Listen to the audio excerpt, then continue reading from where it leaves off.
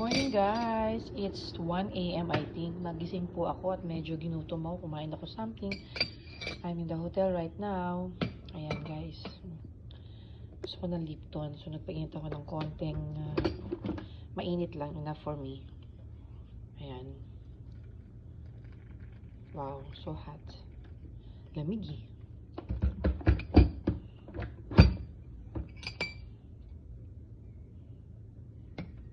Kinalungkat ko itong mga to. Hindi ko kasi mabasa. Wala isa na nyo. So balik ko itong mga to. Yan. It's a coffee and creamer. Balik natin.